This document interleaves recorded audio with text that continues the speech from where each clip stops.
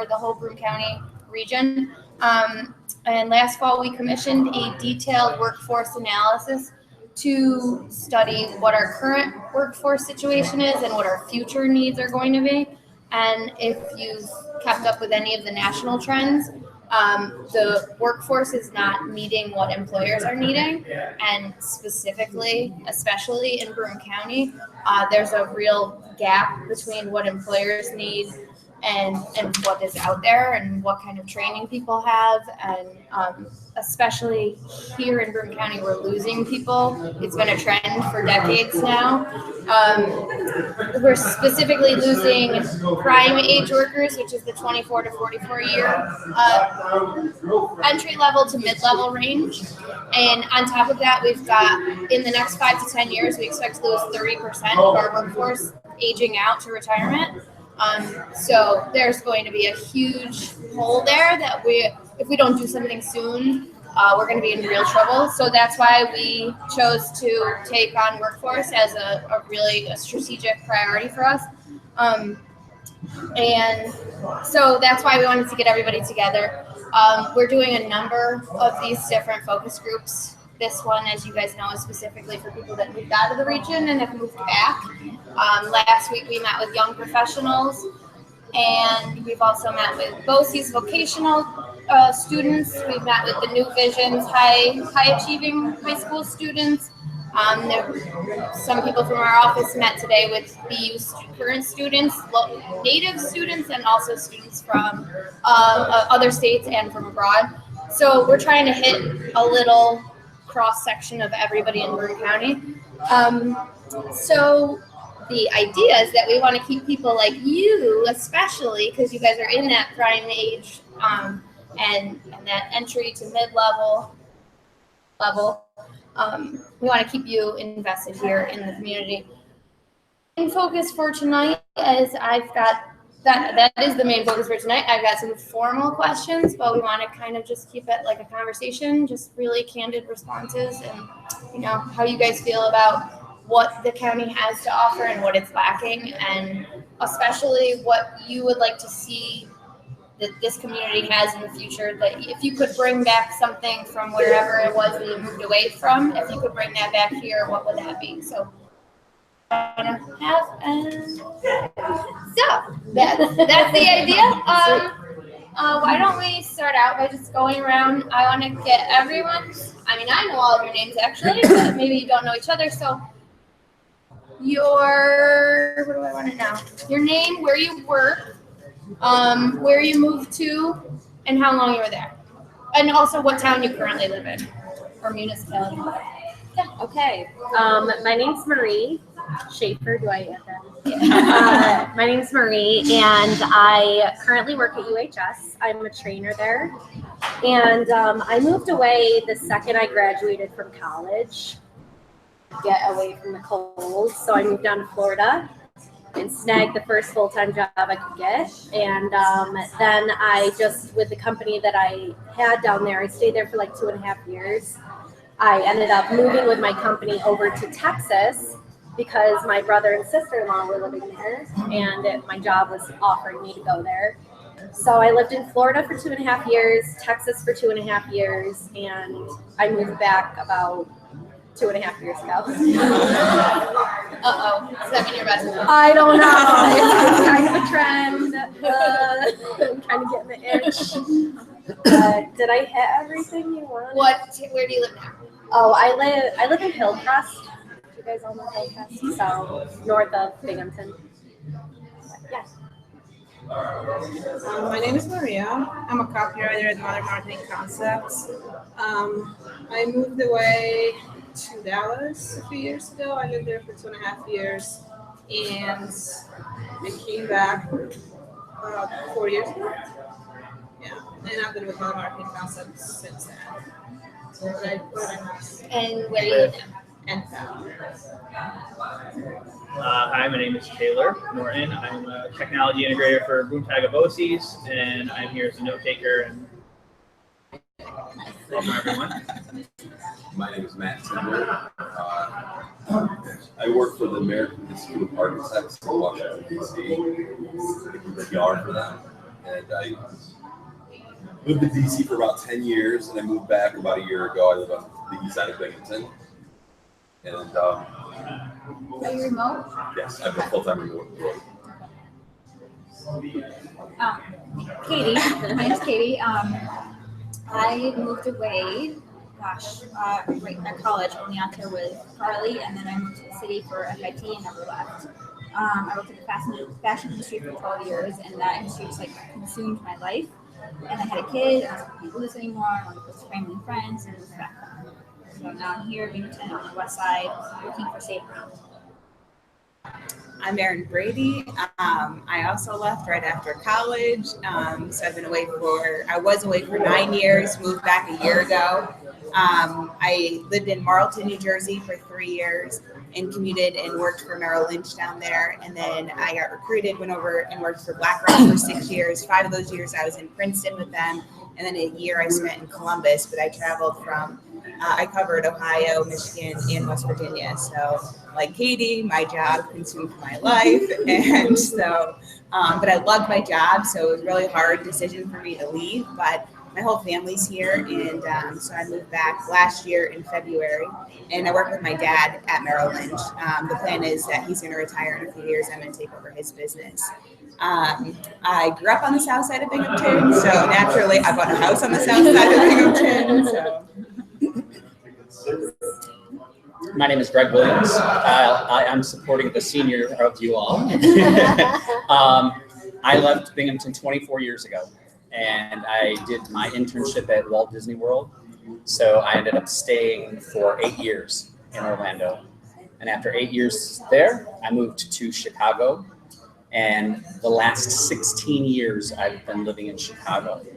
So it's been a long time away. I wanted to come back to get back to my family and my friends, was a lot of the primary reason for coming back home. It's quite a shock. I tried to do some homework to have a little bit of information to set myself up, but it's not quite what I had gotten. The information that I got is not really what I find now. I would probably have to say at this point in time, I would have a bigger struggle leaving Chicago. I'm having a very difficult time finding anything that's in my area. 16 years to build up a career in Chicago, and I feel that I was doing well. I was a event planner, corporate, associate, not-for-profit, non-profit. Over the years, a little bit of everything. And I've been searching for something like that in this area. There's not a whole lot. Before I left Chicago, I got into the residential real estate industry. I got my Illinois state license, and that wasn't a very good fit for the location. I actually liked the job. I actually liked what I was doing. So when I came back here, that was one of the areas that I was focused on, is the residential leasing. So I did get a job, and I was there for 2 months, and it was not a good fit. I'm back, pounding the pavement. So, when you say that it was not what your perception was when you moved back, who gave you the misleading perception, or where did that come from? Or that it's not what you thought it was? Basically, what they promised during the interview process and what was actual was not. Okay, so it was. It was not parallel at all. And if you don't mind me asking, was it the actual employer or was it a recruiter for them? It was the actual employer. Okay. And so that was more in terms of the parallel was the actual job or the benefits of the job, not the community? Both. Oh, okay. Both. Yeah, the benefits of the job and the amount of work versus the compensation. Okay. Okay. So why, I guess, just we'll go back around again. Okay. Why did you move away, and then why did you choose to move back? If you could, briefly, and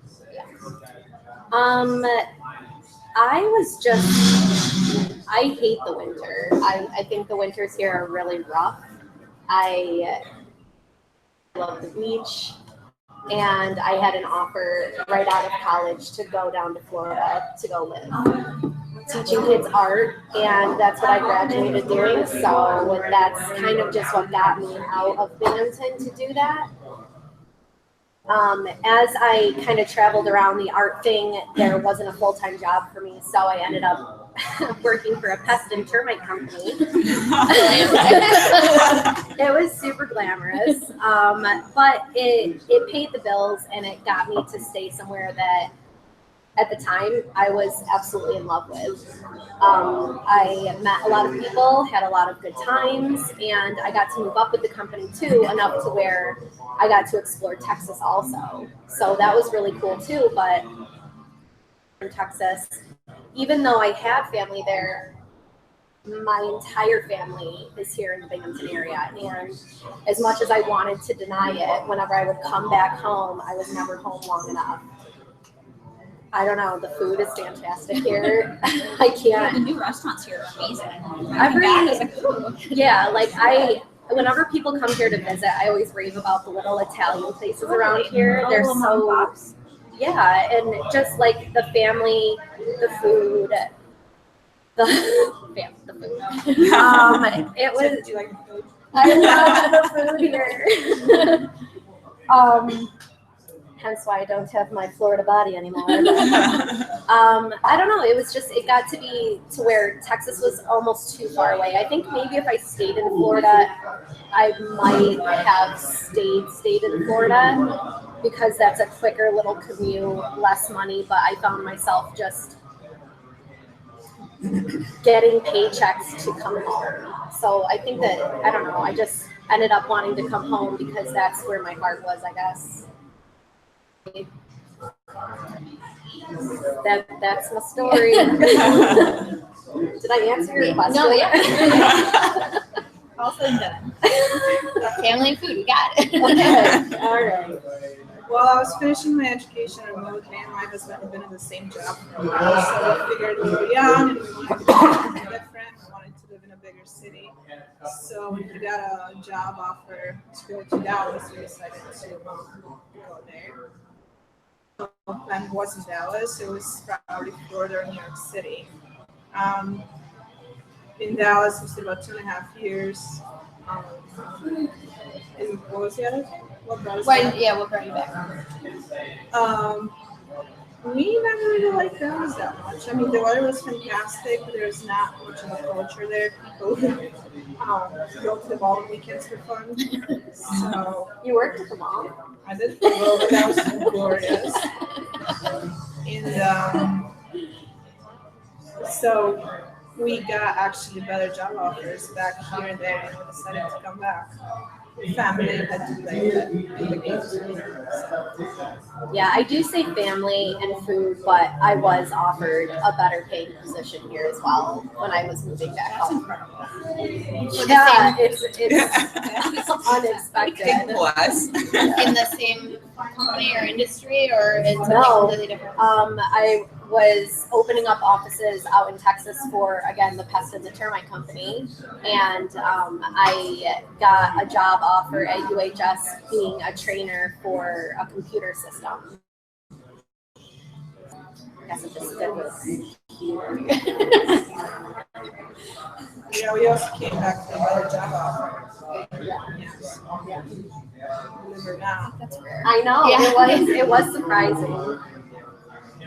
Coming from Dallas, Texas to Binghamton, New York, a better job. Yeah, that's Yeah. insane. Yeah. And we both looked like the entire time we were down in Texas. Like we were looking for jobs and nothing seemed like a good fit. Yeah. Got some more stuff coming. So. Yeah, feel free. Pass them around. Dig in. There's a bunch of stuff coming. So.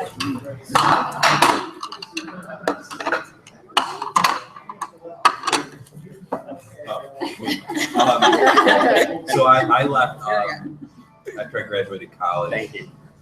I was in PR, and there's not a lot of PR jobs in Binghamton, so I moved to New York. Lived there for found a better job with the AIA, which it's an association. And I've been there for 11 years working with them. And the problem with the AIA is I didn't really get any promotions.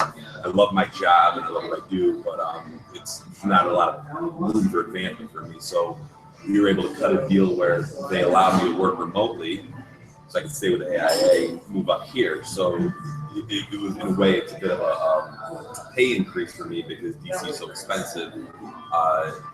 That was why I wanted to move back to this area. But to your point, the food, the family, those sorts of issues were really drawing me back.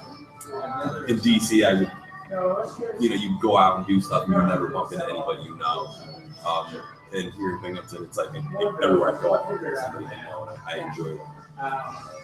So that was what kind of drew me back was I have a wife and a kid now, and it's just in DC I couldn't afford to live the sort of lifestyle that we want to live on my salary.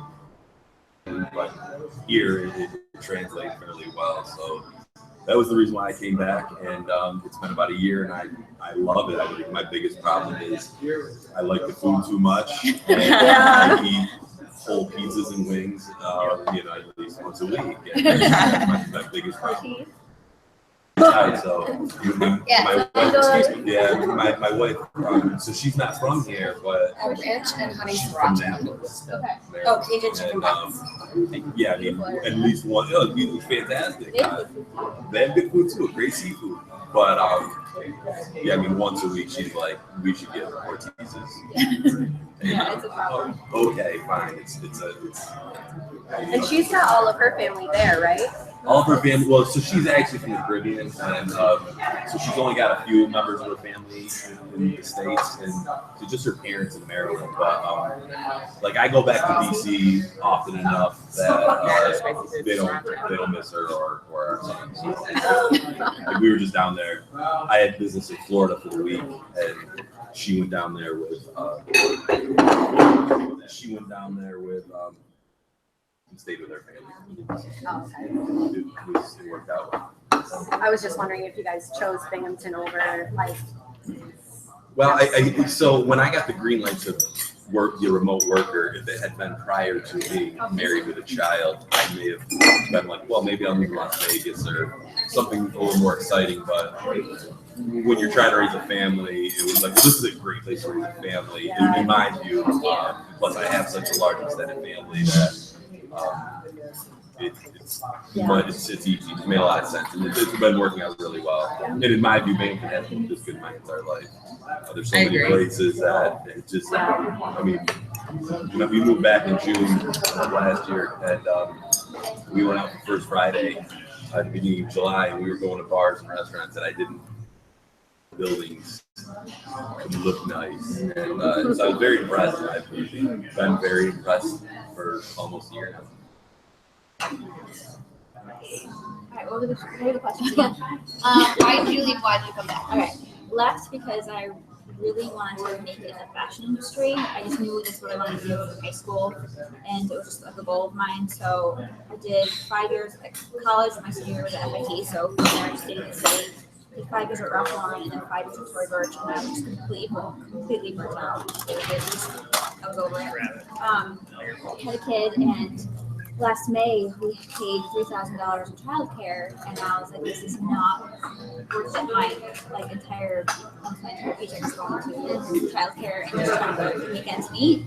And we were making really good money, but you cannot buy a home unless you have like $1 million in the bank. It was impossible. So we got to the point where like that's it. I'm moving back. I changed my goal career-wise. I'm like, all right, I'm fine to take a job, so I can raise my family.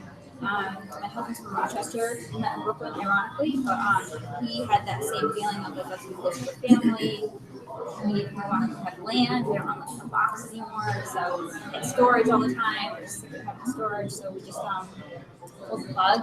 Moved back. We've been my parents for like 4 months just to kind of get on our feet. We're renting now. We're still trying to find a home because the taxes here are like kill me. My husband wants land, so I don't know. We're going to go to Pennsylvania. I know. There's a house on the lower east side of Hamilton Road with a big condo with 23 acres. With a tower. Is that above the German club? Yeah. And I don't know. Yeah. Look at it. So. What? Really? But anyways, yeah. So work-life balance, and I don't care what I'm making. If I have a job, and I see my kid and going to bed every night, I'm happy. So, Quality of life. That was to your Yeah. point of daycare costs so much. It took us so long to drop him off to daycare and then get to work. All that shuffling around was stressful.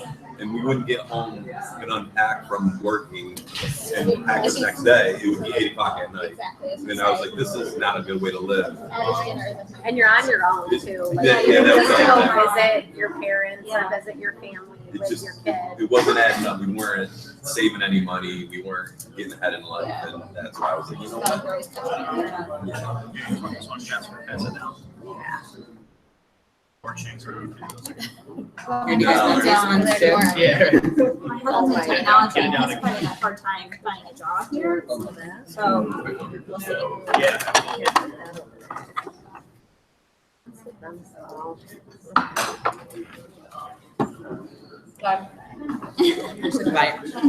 Yes.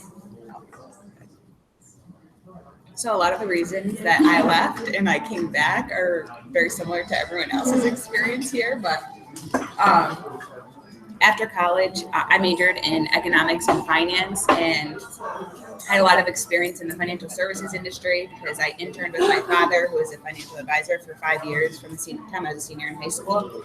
So I knew that that's the industry I wanted to get into, but to get in that industry at 22 years old with no experience, really hard to do that. So I got a job. I had a few actually job offers, but I took one with Merrill Lynch initially down in New Jersey and got great experience there. We had a recession in 2008. Everyone knows that. It was a horrible time to be talking to people on the phone and giving them advice, but the best experience that I've ever gained. And if I got a job here right out of college, pretty sure I probably would have lost that job during that time frame. So it was great because I was in a really good spot there. Throughout my 3 years there, and then I got recruited, and actually it was right when I got recruited to go to BlackRock that I got an offer to come back to work with my father and his team at Merrill Lynch, and I'm like, no way, I'm not ready to move back to Binghamton yet. I just thought, I grew up in Binghamton, I went to Binghamton University, I just wanted to experience life outside of Binghamton, and if one day I wanted to come back, I would, but I guess I'm one of those people where like I just like to travel and experience things, and I didn't want to just be caught because I know lots of people from Binghamton that just never leave Binghamton, and there's so many great things to do and see outside of Binghamton. So I worked at BlackRock, and with that job, you know, I was able to get, and it just happened to be right around the time I got promoted each time, is that I got a job offer to come back here again, and they would throw more money, and I would be like, no, this is a better deal. But my last job, I basically had to be a nomad because in order for you to get moved to the next role, you had to be willing to move. So I kind of felt like all I did was like live like here for 2 years, but never really fully unpacked, because once I got promoted, then I got moved someplace else, and then I never fully unpacked. And like when I moved to Ohio, my last move, like there's a whole room of like stuff I just never unpacked because I'm like, who knows? Like there's so many changes in this company, and you know, and it was all positive things, you know, it was a great company, but like Katie, like all I did was work for 10 years, and I worked so hard to build a really good career and a good name for myself. But at the end of the day, and it actually took, my mom has, she's okay, but she's had some health issues, and it made me like reflect back, like the first time that she had surgery, and I'm like, I'm in Ohio and she's here, and I have a huge extended family here, but I'm like where are my priorities, you know? And like, you know, I'm all about like having a career, but like there's definitely a work-life balance, like you said. And like, and the hardest part for me, I think, was like I loved what I did. So like that's awesome that you can still do what you do and live here. So big around here, I feel like. Oh, future. Yeah. And that, you know, and that's so nice that you're able to do that. With that job, there was no opportunity, but I was able to come back, and I mean, the best decision I made was to come back and work with my dad, because that's time that I'll never be able to get back. But you know, a big reason that I moved back though too is that not only the work-life balance, but you know, it takes, when you live near and around big cities, being able to get from point A to point B in 5 to 10 minutes. My wife finds it's amazing that you can go to Target at 5 o'clock at night, because in DC, if it's past 4:30, 5 o'clock, you're not going anywhere because rush hour's horrible. Oh, my dad calculated the number of hours in a year that I sat in the car, and I was like, "That is so depressing." Like, think of all the other things that you could do in life, you know. But you know, That was 4 hours. And 2 hours one way. I did it for 2 years. It was yeah. So you should crunch the numbers on that math. Yes, but then there's got to be, and like you said, like you know, for me, it was like I was using my vacation time. Like I had a block of vacation time that I was using always to come home for like the holidays. And like, again, I have And then you gotta rush and see everybody. Yeah. And I have a big extended family. So like I hated to miss like all these things. So like I was constantly coming back here, and then like I would go on like 1 or 2 like nice vacations for myself. But all the time was always coming back here. So like now that I'm here, I was like, well, now I can actually go that like for vacation that I haven't. I think I'm a little spoiled. What's that? Oh yeah. But you know what though? The thing that people don't realize here is like I lived in Princeton. I either had to drive an hour to Newark or an hour to Philly, and people just suck it up and they do it. So like, you know, we're lucky to have like at least so many airports actually. Within an hour, yeah. Within an hour, it's not that bad. And so like I don't go to any meeting without like taking 5 minutes to look. So I looked at your website, but that little circle is so true, that shows how fast you can get to different places. And I think that the problem is that people here don't realize, or young people realize, like how many other things you can do outside of like Binghamton.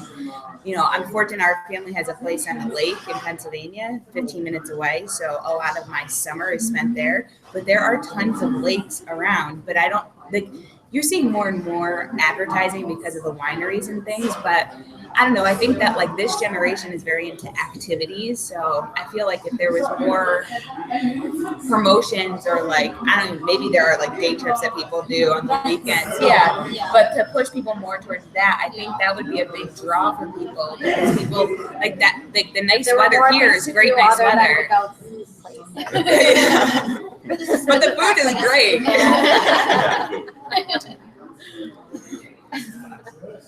I answer your question? Yeah. So why did I go? I did my college internship, so it was to go do that. It was supposed to be for 4 months, and it was done. But I was prepared to have everything ready to finish everything up here and stay if I wanted to. So I had that option. And my internship was done January 7th. So the thought about coming back to this area January 7th,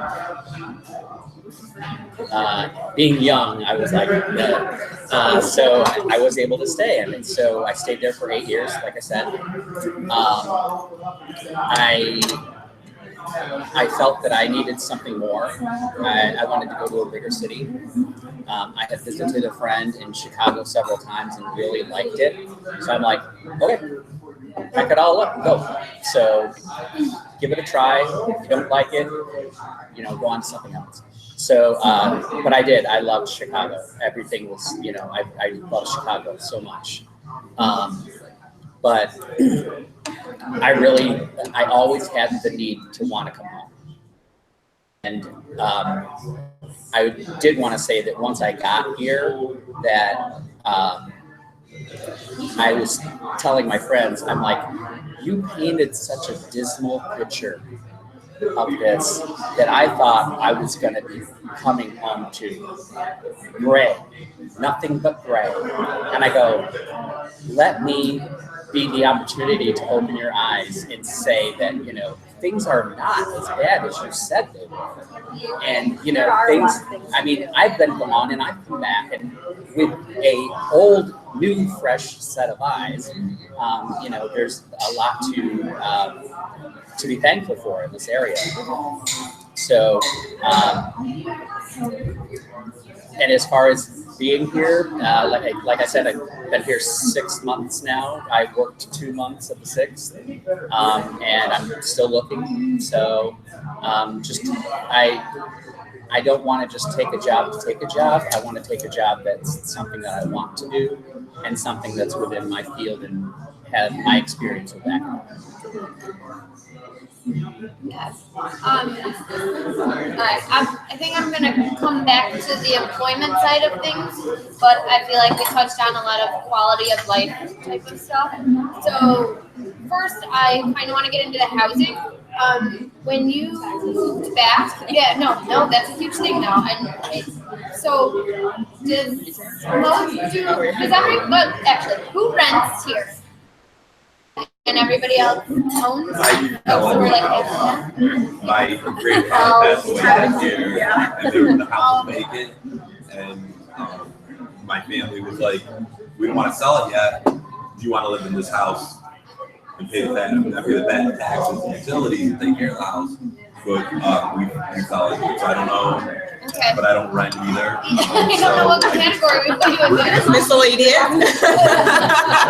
No, that my grandparents lived in this house. They bought it in 1950, and so it's a very old house. It was probably last updated in 1970. So a lot of wood paneling. It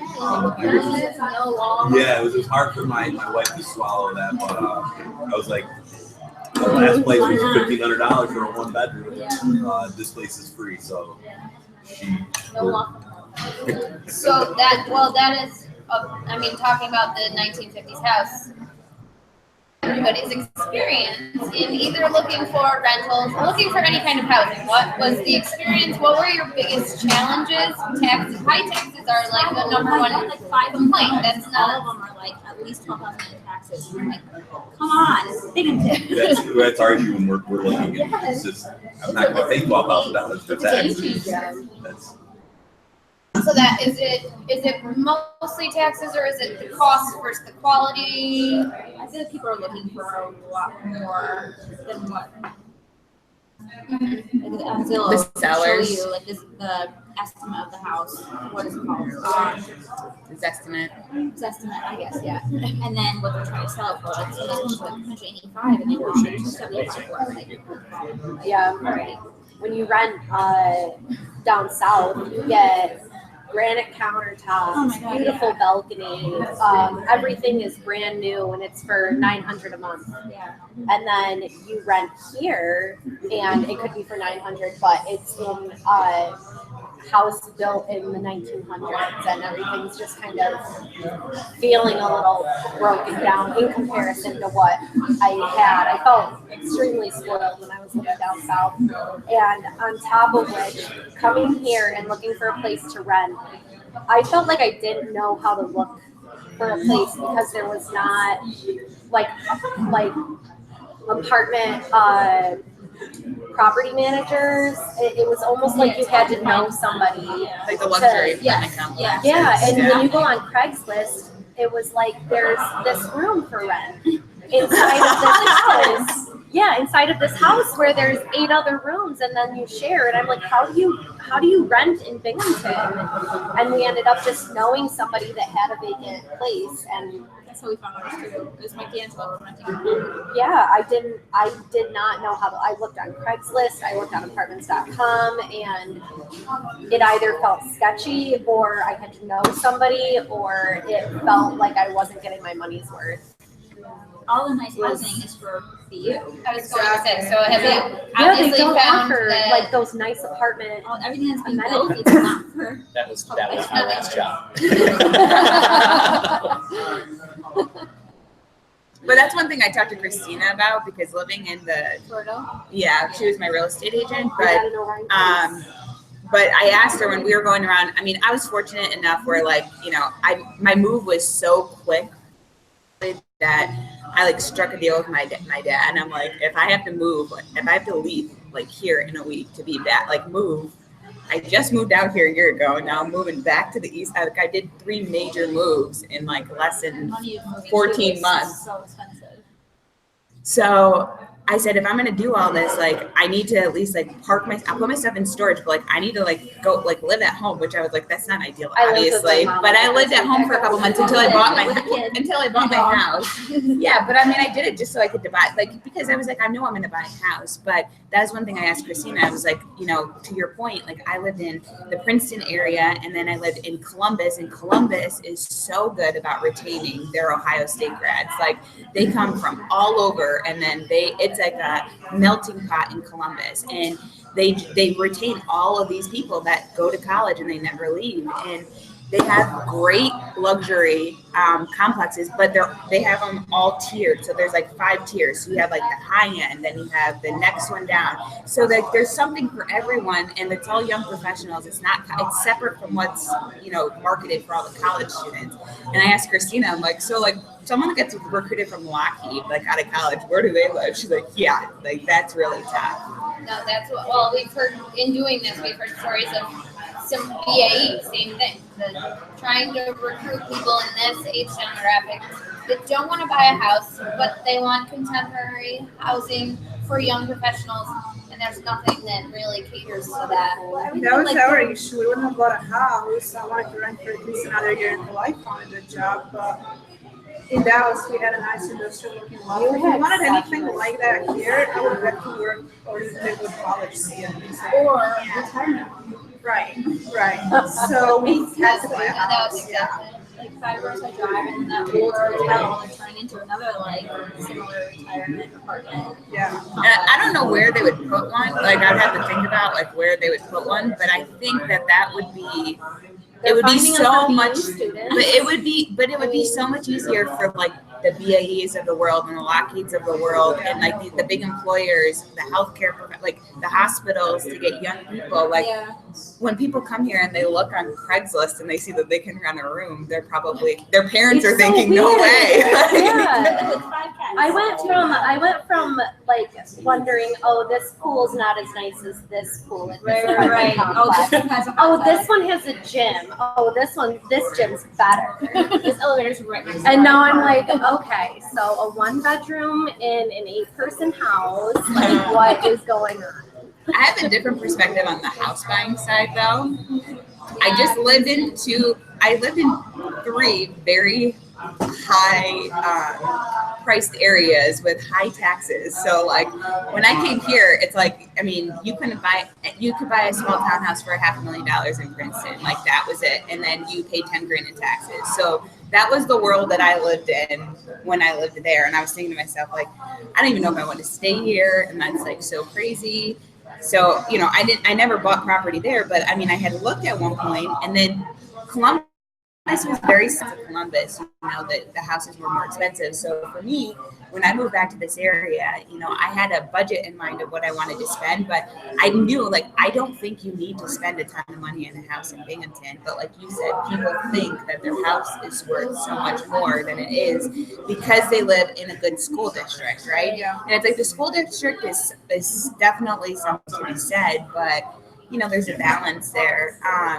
The taxes, I know, I was like, I couldn't believe the tax, but there's certain things that you can do too. If the taxes are really high and it's a house that hasn't been assessed in a long time, you can try to go like my taxes on my house were brought down like pretty substantially by like $1,500 a year. So like that was a pretty substantial move down for my taxes. But in general, you have to be very willing to like look at homes that need to be redone. If you're from the area, you probably know people that could go and redo them. But that was my experience. Like I looked at some houses that were just, downright scary looking, to houses that had been completely redone. And, but I was open to any of that because I knew like I'd rather buy a place and make it my own. And what I like about this place is, again, in Princeton, because that was my experience, in Princeton and parts of Columbus, I did not want to live in a cookie cutter neighborhood. And I was telling my mom and my sister, I'm like, every house looks different on every single street. Like every house is different on the street. And it's not like that. Like you drive in New Jersey and you don't know what town in New Jersey you're in, but all the houses always look the same. And I'm like, I didn't want to live in a neighborhood like that. And I wanted a house with character. And there's so many houses with character that you can make modern, but leave all the character. Yeah, but there's like the wood paneling. Who said like the wood paneling? Like in the lodge all the time. Or it's like every single square inch is covered in wallpaper. But I'll tell So you. my wife is like, this has got to go. The wall. But I'll tell you, like my basement, it has paneling, but the person I bought it from painted it white, and it actually looks really nice. And the original like cabinets are like a big, when you go redo a kitchen, well, like these were really well made cabinets, but they're very old cabinets. But like people do, like Nick always paints a lot of people's cabinets out. So I mean, there's things that you can do on an economic budget too. But I would say, like, my rule of thumb for telling people is, like, generally speaking, like, I think you can buy houses for in the $200,000 or I think is a sweet spot in this area that you can maintain your value. And depending on the school district, it could be anywhere between like 4 to 10 grand or 12 grand in taxes, just depending on the school district. But I don't know. I came from just like such a crazy world when I came back here. I was like, well, this is it. But I really negotiated, so. So,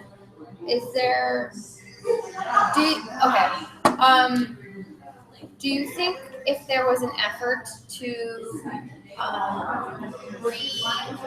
renovate and rebrand some of the urban cores, like Binghamton, Johnson City, Endicott, the old EJ homes, like all of those, first ward of the West Side, if there was an effort to renovate and rebrand them, that would be appealing to young people, and or do you think it would be more or less appealing, I should say, than new construction, new development?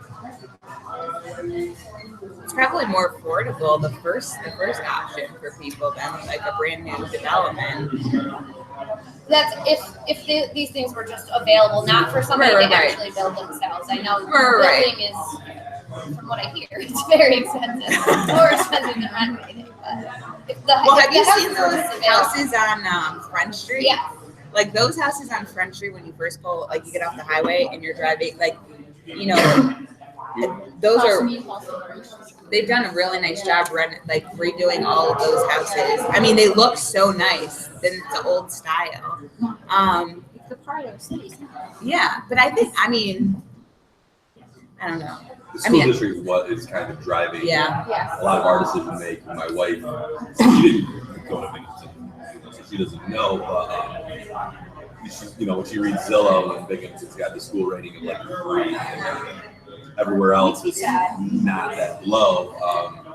That's kind of a factor. So that's for us. District is a big factor. And then when you start looking in like Vestal and ME, what people are asking for their house, right, and that's you notice that right away. Oh yeah. The price jumping when you go to those districts. I mean, there's other options. It's just I would love to stay in Binghamton. I just don't really want my child to go to the Binghamton City School District, even though I did. I'm not, I did that. What makes me sad about Binghamton is that the programs are amazing. Like they have the most diverse and expanded programs of the high schools that I know. I'm biased for Binghamton, but I don't know about Pastorani, but it's an amazing school. It's just not doing good, I guess, with everyone that's coming in from outside of Binghamton that don't want to be there. They're just causing havoc. So I don't know. But Binghamton is, I would love to stay in Binghamton too, but the schools, it doesn't make me nervous. Even the house that we're in right now, if I, renovated the whole thing, it's a fantastic house. It's, despite we'd have to put another bathroom because there's only one bathroom in the whole house. It would make a house. What is that of this around here? We built a house with one bathroom. We should get an outhouse just so we can It's absolutely nuts. But you know what I mean? I would stay in the house forever. I don't want to go up 7 years. I know. It's fantastic, but it's the school. Think about city school district. So it's a problem. Johnson City. I don't know how Endicott is anymore. Oh, I would like to see it's pretty rough. nice high-end apartment complex where people say college grads, where do they have to go unless they buy a house? And Or like, like you're young gonna see- professionals coming into the area Young too to professionals be able coming to in that don't stay. necessarily want to Yeah. like know what they're going to do. They're gypsy style. They're like just trying to make it. They have a job opportunity, but what's their options of renting? Like, I don't know. There really isn't much, in my opinion. That was kind of hard for me as a decision to come back. Like, where am I going to stay? I had to make the decision to stay with my mom Right, because there's no. when I first moved back home. Company called Fortress Management. And actually, I interviewed with them, and we talked through a lot of what they're planning. Just as you had said, multi-levels, that they wanted executive apartments. And as the students went through their education here and finally graduated, they wanted to have that reason for them to stay. And the reason for them to stay was these beautiful apartments that are on Court Street. Where are they? On Oak? 76 Court Street. Oh, I've seen nice apartments over in JC, like on the hill by the mall. Like those apartments are really nice. I would like to see those brought down here around Binghamton, just like something just nicer, like right in the city where you could kind of just like walk out and be in a city-ish landscape rather than being in the hills of Johnson City. Well, in my research with them, I found the news that they interviewed with the mayor. The city of Binghamton gave them $2.5 million to work on this building to do just that. I haven't seen much of them since my talks with them. I think Carly would be really cool to revamp places like there was like First Ward, make increments a while to attract flip it. I think that would be awesome. That's Tax breaks. Be I mean, scary to it be would the have to first be one in this there. kind of like. But I mean, if it helps kind of transition the area into something that maybe you look at differently, Yeah. that'd be great. Yeah, I think this would be considering not just a renovation, but a whole rebranding of Yeah. that neighborhood. Yeah, It's not just, a lot of the things that we've heard are, there's not a house problem necessarily. I mean, obviously there's the house problem that we just discussed. But in addition to that, then there's the neighborhood problem. Yeah. And that's more concerning to most people. That's what But kind these of big cities neighborhood are- with district, that's And I feel like young people right now are more willing to move into a revamped neighborhood like Yeah. a First Ward. yeah. Because it's happening in places in like DC. Like I have a friend that lives in Anacostia. Like that is a really horrible. Well, he has It's this getting better. his like his one street is the only street. No, but he has this really like beautiful place there. But it's very but there, I saw that when I was living in the Princeton area. And there's not a lot of rough areas in the Princeton area, but in like Columbus, like they're going and revamping these rougher areas, and younger people are more willing to go into them. Sorry. Sorry, you're cut off. You need to wait till the end. I don't know if this is on your list of things, but I mean, coming from Chicago, which had such incredible level of crime, the biggest reputation, with everything that's happened since I've been here, I feel more uncomfortable here than I was walking anywhere in Chicago. I mean, I'm closer to the shootings here than I was in Chicago. So I wonder if that plays a part in Well, other concerns. no, I mean, it's safety, and then there's also the perception of safety. And yeah, that plays huge into the neighborhood situation. Which kind of brings me to the next thing. What would you want to see in your immediate walkable neighborhood that you don't necessarily have? Well, in Hillcrest, we have a Subway, an ice cream shop, a pizza place, and a Chinese place, and that's it. But I'm only 7 minutes away from the city, so that's not walkable. And we're talking like my neighborhood, not Binghamton. I'd like to see something other than a place to eat or drink. Like there's nothing. There's no retail industry. It's gone. Yeah. Oh yeah, no. We don't have Macy's anymore. We don't even have a Macy's. That's Like the biggest you thing. have to go to Boscov's, pretty much. Or Kohl's. Yeah, it would be. Oh my God, the malls in Dallas were good. Well, like we had to go to Horseheads just to get in Texas for a wedding. It's an hour away. It's just off the banks here. It's right on the road. But little things like that where like I was in Horseheads and like they had a great shopping center at Horseheads. Like I don't know. It's like to me like playing in sports with like a small school.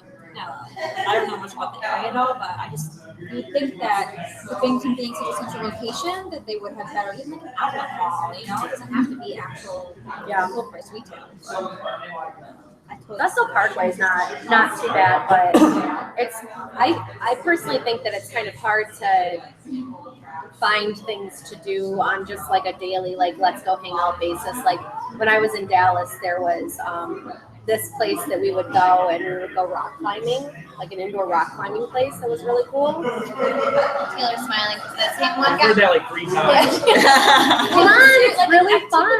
Well, and it's popping up. Yeah, and that's an indoor So thing. actually, somebody So suggested they it's turn Macy's into that. So What? somebody suggested they turn Macy's into that. Yes. Good idea. To be honest. Probably like organized like in areas in all major metro areas like DC, Baltimore, Philly, Columbus. Like they all have a sport like an adult sports Yeah. like group, And co-ed too. and it's co-ed, and they organize everything from like the kickball leagues to the flag football leagues There's to like. anything for kids here, but once you get past 12, there's no option. So for young professionals, I think that that's something that's appealing for you. I mean, when I worked in New Jersey, I played in the flag football league, and you met so many people leaving, not knowing people. Yeah, not knowing people. You learn you got to know so many people that way. The thing I miss most is like a big major band. I miss having my chicks. No one complained about I that. really hate that. Yeah. M&T is like so tiny. Anything in the area. And I Having a was bank shocked. that's nationwide, yeah, I go through Chase too, and I can't take any money out without getting the charge or whatever. Yeah, I'm like, Yeah. It's all local things. there was an ATM on every corner. Thank God for that. And you But got to it's like drive. here, it's all local banks Yeah. that have the market here. What was your original question? There was something that I was thinking about, but Something that you would want to see in your neighborhood. Uber would be nice. yes, Uber would be great. Yeah, It's it's coming. taxis that I can take to go home to Endicott, Yes. More than one place to order food from would be Didn't they nice. say July? July is coming. Oh yeah, a food delivery thing. Yeah.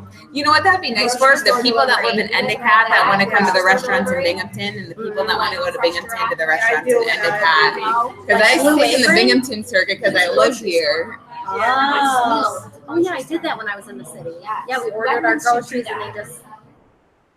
Only if you get a cab that it's not a direct drive. It's you are forced to share it with Wait, someone. somebody got a cab?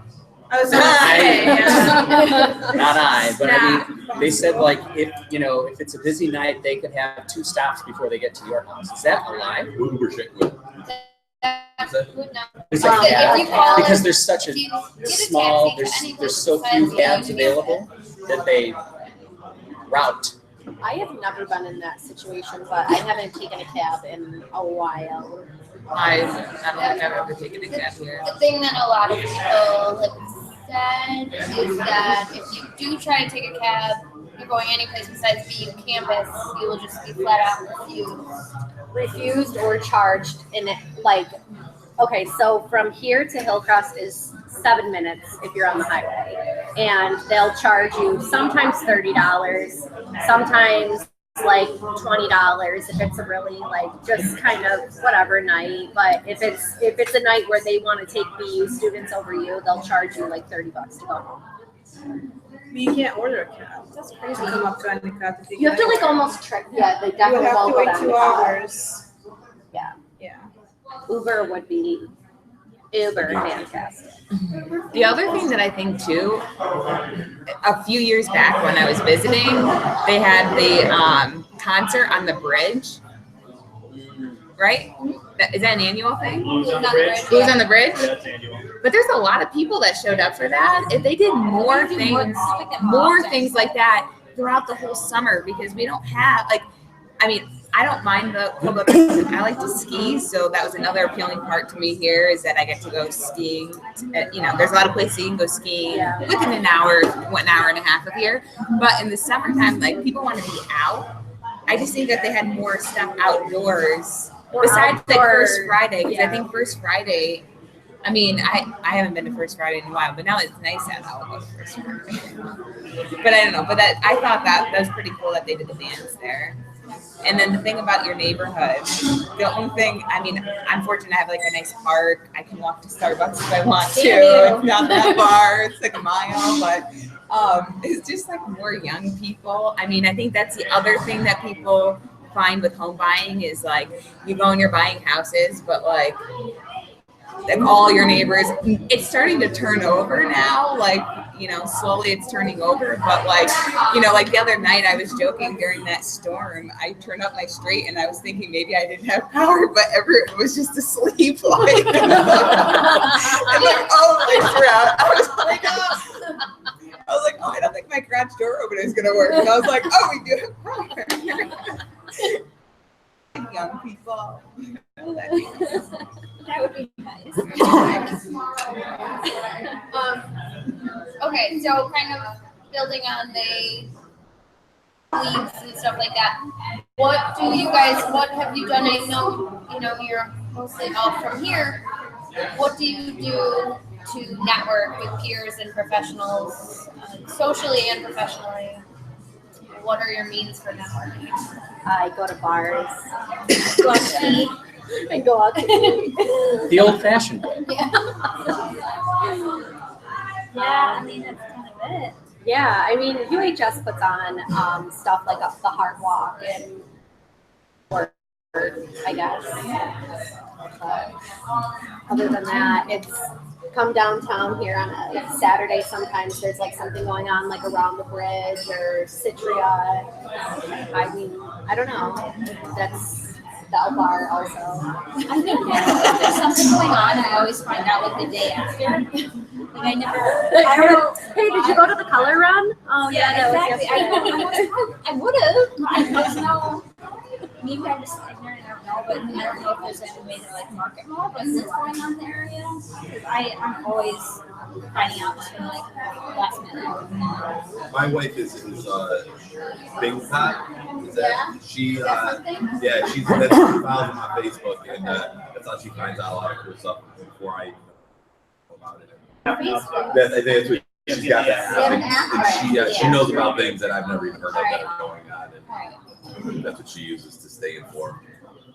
I think that's a struggle that I've had when I moved back here is that from a networking, so I work in sales, and so from a networking standpoint, not that people are a lot older, but they're either a lot older or just have nothing to do with kind of like from like maybe like a maturity, they're really young, like a maturity level. I feel like the people that are in their like late 20s, early 30s, there just isn't like a good like it's hard to find a young professional watering hole type yeah.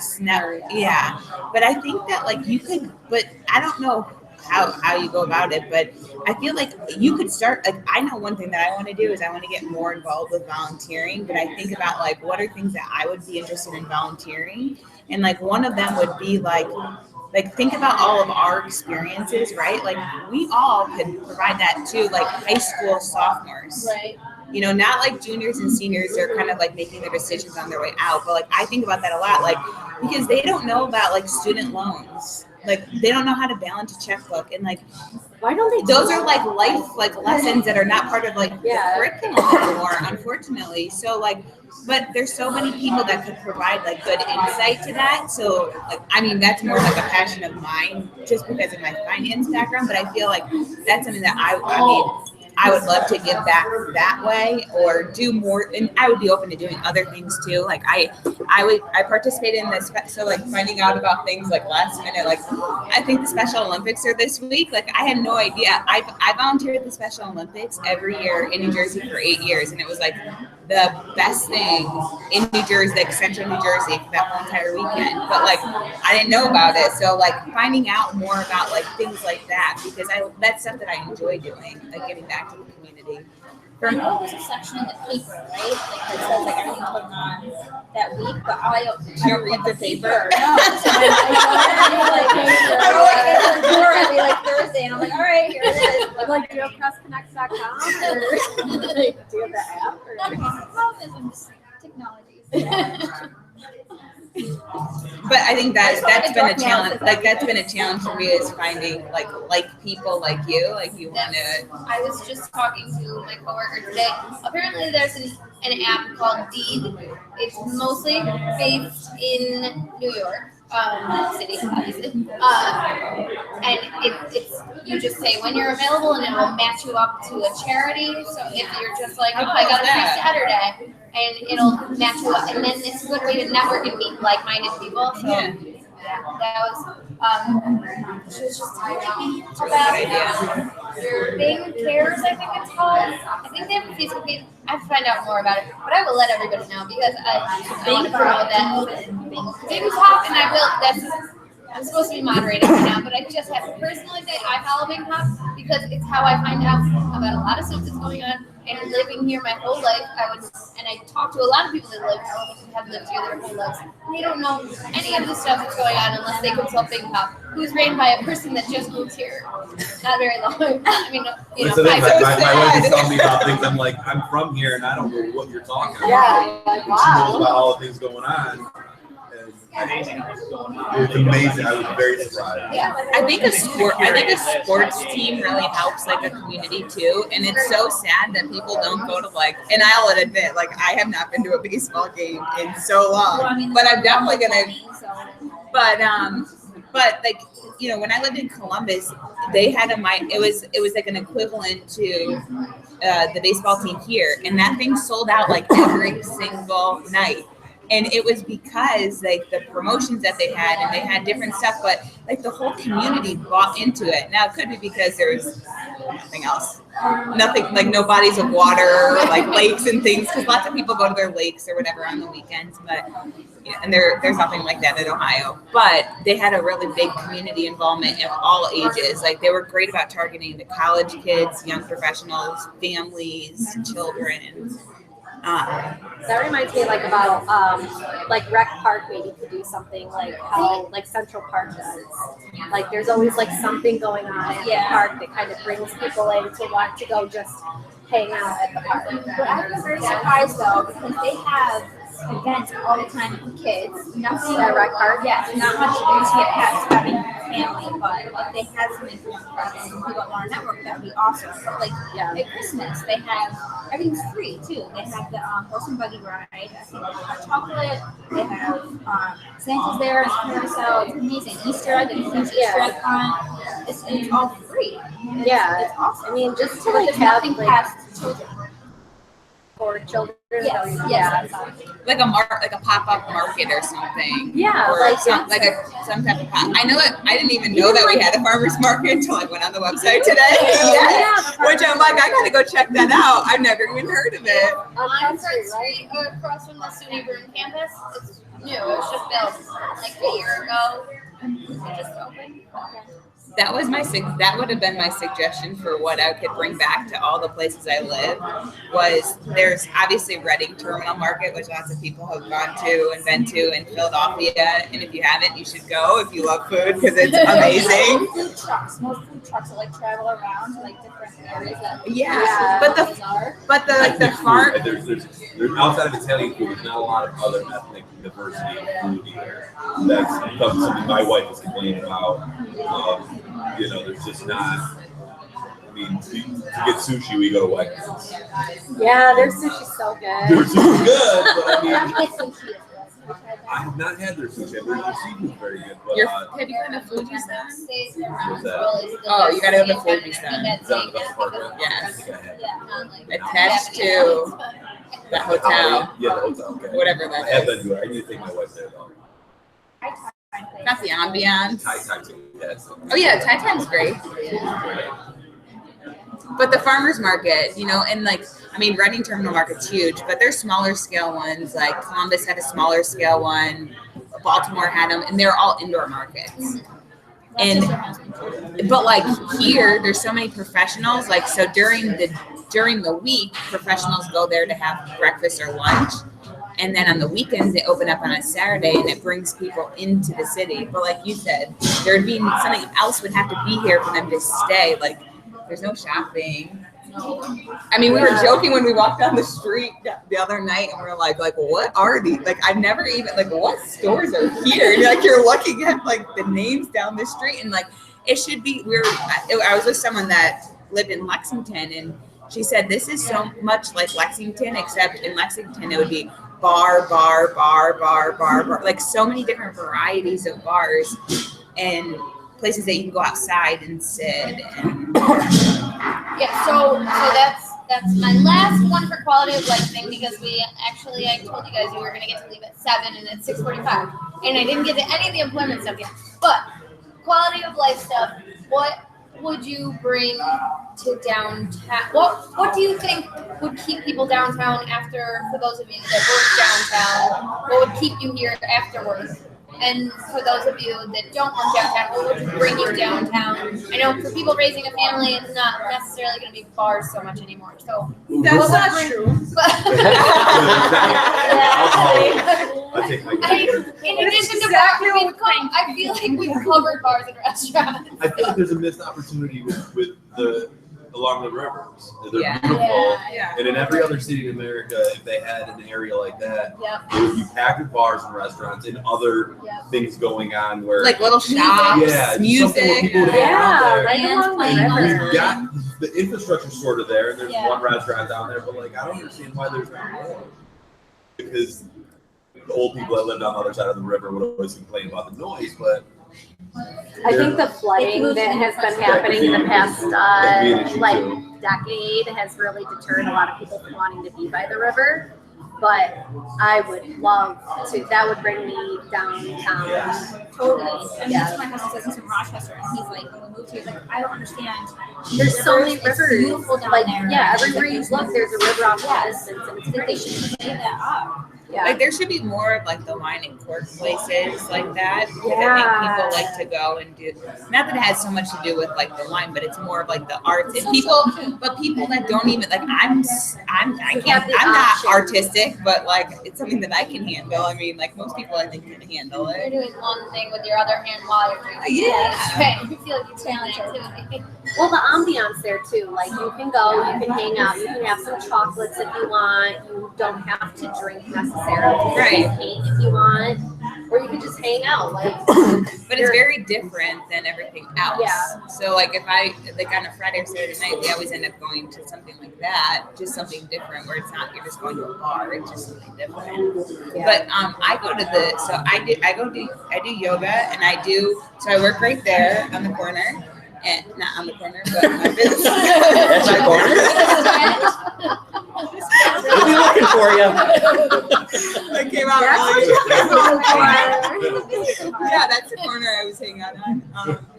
But Yoga Body Shop opened a second location down here, and I must say when they first opened, it was like getting dark out. And about your perception of security, like I'd leave my car there parked, and I would like race over. Like after work wasn't so bad, but like a later night class, like when it was dark out, I could find myself like the first month of going there for classes, I'd be like power walking or like slightly jogging back there because I'm like, oh my God, I'm downtown and it's dark and like no one knows I'm here. But then you realize that there's so many students walking around at that time. There's so many other people like us down there that it really wasn't as bad as I thought it would. Like, just because my perception was like 10 years ago, not what it is like since they've redone it, because it's all student housing behind there. Mm-hmm. So, and that's along the water, which is really cool. But so that keeps me down here. Sometimes they have yoga here on Saturdays, and then they give you beer and a pretzel after. Oh, Good deal. do you find that on Bing Pop Water Street, or? yeah. No, my yoga instructor You gotta brought start reading the beer. paper sooner. I was like chucked at my door. And I'm like, oh, the paper. There's valuable information in I that. know. I should read it. My husband's in the newspaper industry. All right, I'm going to try to quickly touch on some of the professional side of stuff. What was your biggest challenge finding a fulfilling career here when you came back? Salary. You guys got better jobs coming back. Yeah, with the lack of options, I mean, there's two sides to that. First of all, if I'm ever going to look for another job in a creative team, if I'm working or at an agency, there's nothing else out there. So if I lost my job, I would literally have to work remotely or move out. And also on my team, we constantly look for copywriters, and where we used to work a lot with remote people. Lately, we can't do it, and we can't find any. There's zero copywriters in the area. There's a few designers, but it's very limited. To bring more talent in. Yeah. I'm sorry. No, go ahead. Go ahead. When you're looking for people, you said you're doing remote. Are you looking locally first and then looking outside, or are we you used to looking? use remote services a lot, but lately with our new structure, we need local people, and there's zero people that could qualify for the job, and we're looking to trying to train people, but it's really hard. Just because there's not other, Finding qualified people. So yeah, there's probably 2 or 3 copywriters in the area and probably 20 designers. At the same time, if we lost our jobs, we won't be able to go anywhere else. Yeah. Carly, I don't know. I came home and I fell into this. I don't consider myself a computer person, but I've known this woman for 16 years. So mine was more about like who I knew. So that's how I got the job. I knew somebody. I don't think that I'd be able to find a job that. Before I got the green light to work remotely, I was looking for work in this area, and only higher education is the only thing. Somebody with my skills, higher education is the only place I could go.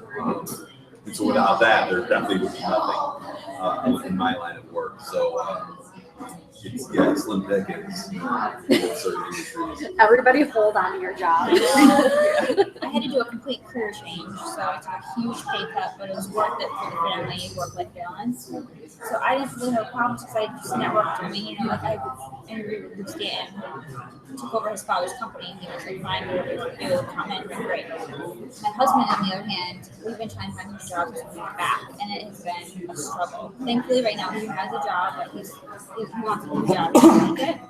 He's in technology, and it's been hard. He's done UHS, he's tried Lockheed, AE, like all of them.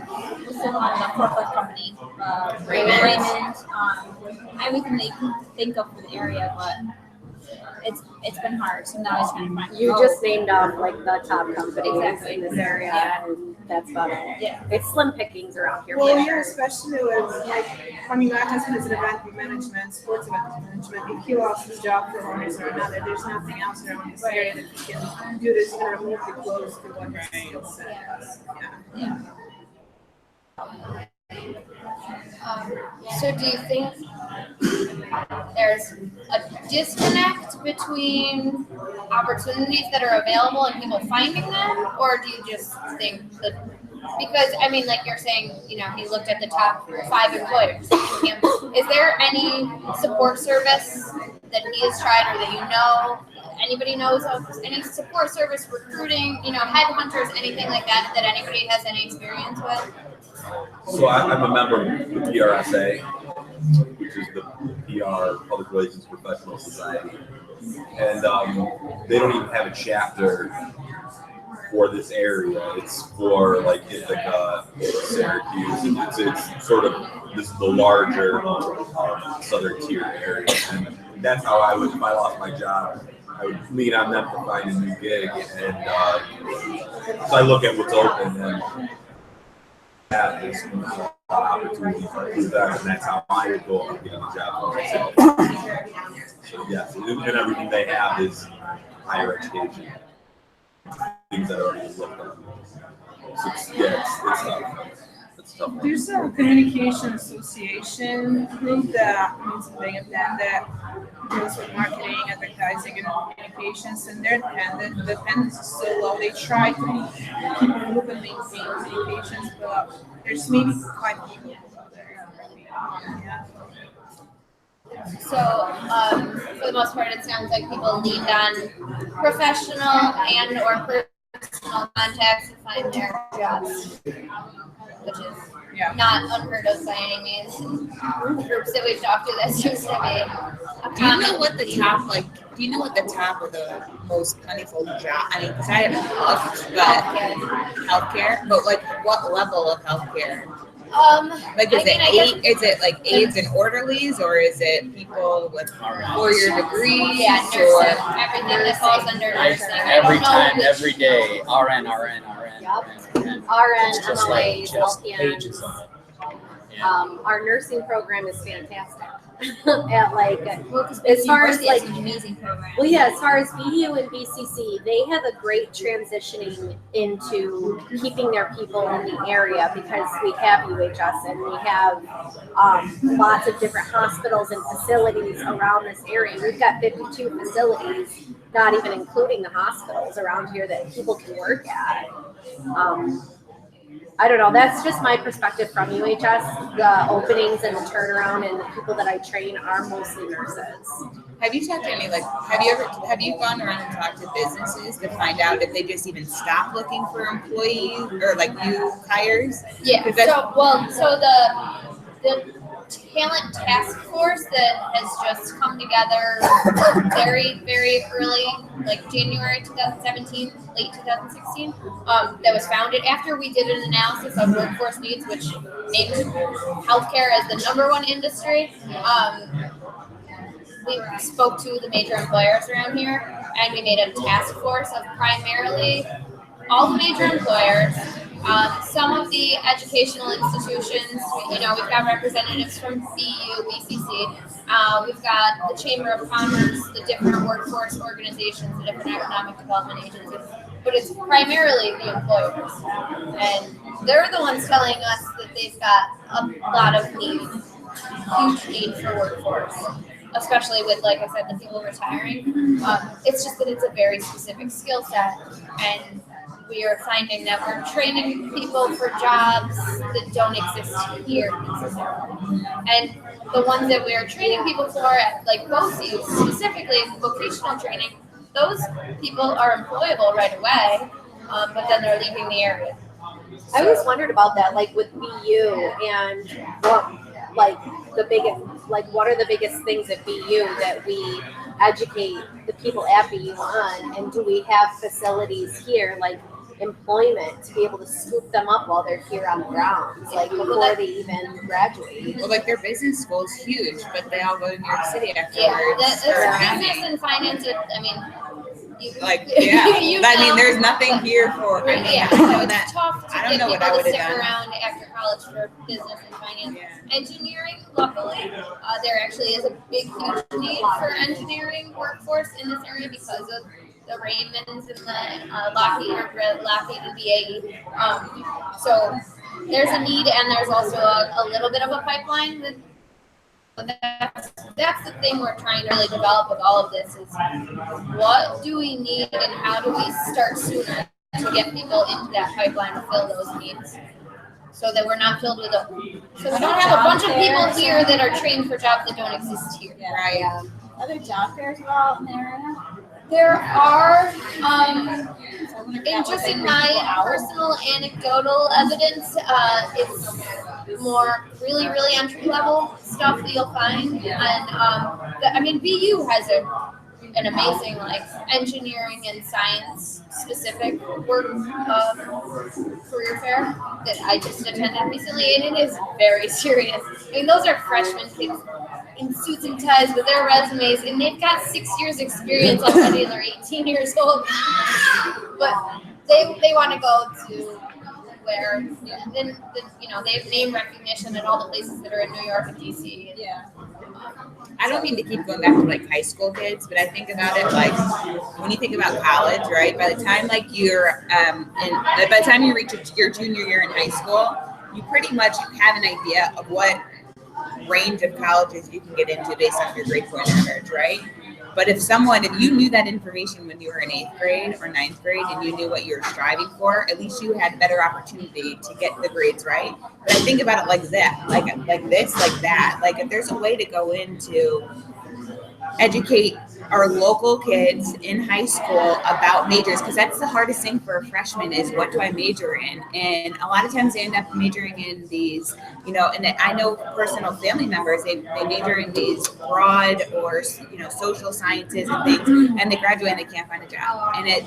But if someone... I'm a political scientist, so I get it. And I know trends change, so it'd probably be more geared towards like the juniors and the seniors, but saying like, hey, listen, like this is where all the jobs are, and I can send you an article. Like there's an article last week in the Wall Street Journal that showed for 2017, these are where the jobs are, and this is the disconnect with the majors. So, but like first you got to bridge that gap because of not the mismatch of jobs and what people are graduating with, but the only way you can fix what they're graduating with is if you get to them before they even graduate. So like trying to hit the local kids, and maybe it's something. Keep them local, you mean too? Or like going in and talking to them, and maybe that could be a part of like a group that wants to volunteer to go into the high schools and talk to some of the kids or something to say like the 101s of college or just like the 101s of life or whatever. But I think like that, because I just know firsthand of people that just they didn't know what to major in, so they picked something, and then all of a sudden they went back to school, and now then they went back to school, and now they have all this debt, and then they can't buy a house, and then they move back to bank. No, I'm just kidding. It's a national trend everywhere that people are getting trained for jobs that don't exist, and employers need people that are not trained for their jobs. We need to create more of a pipeline starting much sooner.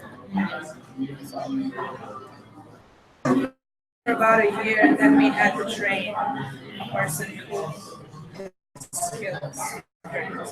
You couldn't find anybody. On the hiring end, are you guys looking? Yours is a very technical job. So, are you looking for people with the technical skills, and then you can? Or because in some different industries and different fields, they're looking for somebody that fits more personality-wise, and they're willing to train them from day one and build them more into the company from the ground up. So they're looking for the soft skills. Like, can this person go to a networking event and schmooze? And are they cool to hang out with? And I can teach them the details, or are they looking for more technical stuff?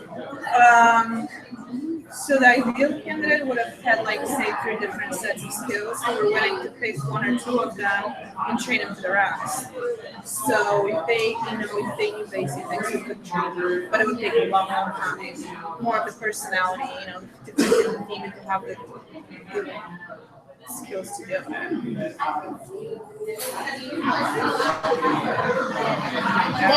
That concludes my formal questions. I think. Wait. Let me just make sure. Yeah, I'm only 5 minutes over. Okay. I just have one. Have you seen or heard of, or do you have any experience with any sort of attraction/retention program or messaging or anything that's trying to keep people here? Yeah, we heard about that campaign. I think it's called Bloom is Good or something. That was pretty cool, yeah. Has anyone heard of anything besides this one? TM, A Good Life trademark? I saw things pop, I guess, on the news. But it was a very unclear commercial. They were like, things pop this Saturday. Come and hang out. Maybe the giraffe. And I didn't know what I need it to was. explain that giraffe a little bit more. Something's going on downtown this weekend.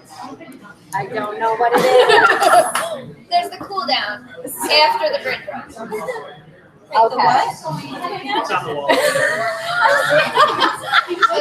So you know the bridge run, the half marathon? Paper. There's a lot of runs. There's a 5K and a half marathon on Sunday, and then so that's called the bridge run. That's specific because it runs through Binghamton across all the bridges. I And did then- train for it. And then after the run, there's the cool down. Really? I have a dog, but she's So it's special at all.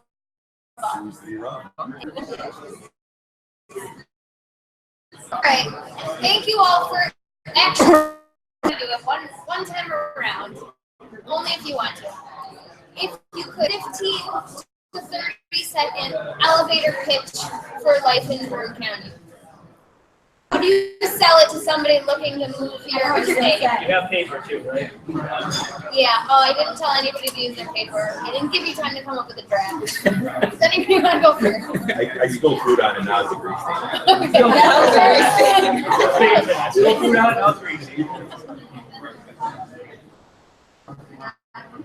I personally like the fact that you get to see all the seasons change. I love the food. The food is fantastic with the small little mom and pop places. You can't really beat them. I'm extremely impressed with the new places that have popped up in downtown Binghamton. It just seems like it's a whole new world. It's recorded. Thank you, Is Jasmine. it just you two that's listening to this? No? Okay. I'm not gonna make a commercial on it. And I'm excited to get into Bing Pop and Bing is Good and Deed, and I want to just kind of see what's going on this summer. So I'm excited to see what has to come with Binghamton. As our spokeswoman, you did. Affordable real estate market, accessible healthcare. Most cities you have to wait 3 months to go see a specialist.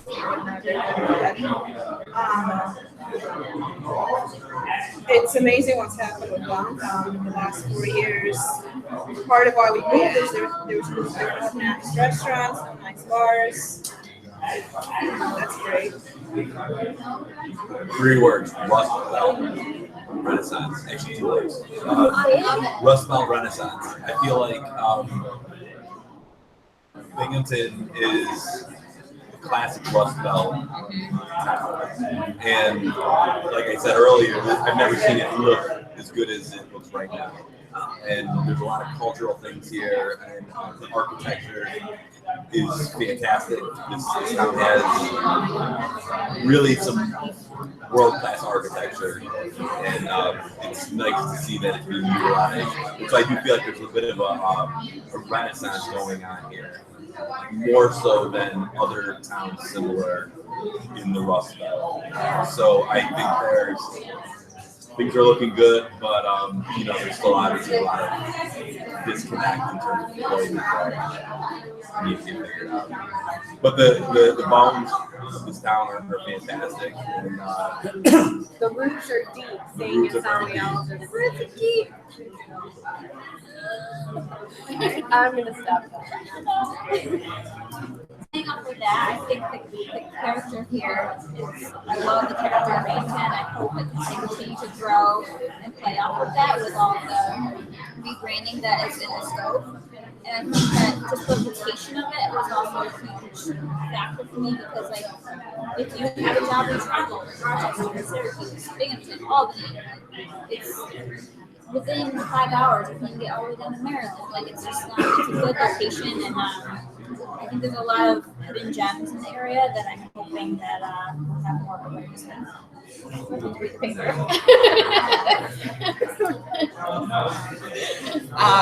I would probably just say one word, and it would just be the community. So there's been several instances where I've been a part of it. I've recently attended. When someone is down on their luck, whether it be health or a fire or something, there is no other better community that can come together and pull together to raise $50,000 to $100,000 for that family in a day. I mean, really, in all the places that I live. And I think we all moved back here because of family and friends. So like outsiders, I know like my family, like our holidays, we have family and then there's like always other people there because we're like, well, if you don't have any place to go, you could come here. And like, so I think that people from here are just very welcoming and like they really build a really nice community, and it goes hand in hand with everything else that everyone else said. I believe her said it. Perfect. What can I add? Okay, now you are all officially released. Thank you very, very much for coming out, giving your honest feedback. I will send up a follow email with one thing only if it's completely voluntary. We've got a little questionnaire. It's like 5 questions. We're hoping to make them into little articles. It's kind of just featuring a good life. And how you can have a good life in Broome County and what a good life means to you. And I'll just send it out. Whoever wants to send it back, we're trying to make them into little articles featured as stories in the Press and Sun. If you ever get around to reading the paper, hopefully there will be one. But and just to give you guys the background of this stuff, this is part of our trying to attract people to the area. We're just trying to make people that live here. I mean, it's a 2-pronged approach. The first prong is trying to make people that already live here feel good about living here, because we've all chosen to live here. We're not stuck here. We can leave here. People choose, especially you guys that have chosen to come back. You've made even a bigger choice than the rest of us to just choose to stay here. But we chose this life because it's a good life here, and that's what we're just trying to promote and make people realize we're not stuck. We chose a good life here. Okay. So we're trying to start it internal, and then we're going to expand and hopefully take it a little bit further outside to the rest of New York State and the Northeast. And Well, thank you. oh, yeah. Thank you all. Thank you for us. It's gonna be anonymous, right? Yeah. Thank you very much. You are welcome. I think there's lots of food left. Oh, yeah. We don't want anyone to get you in trouble about the presents. I know, it's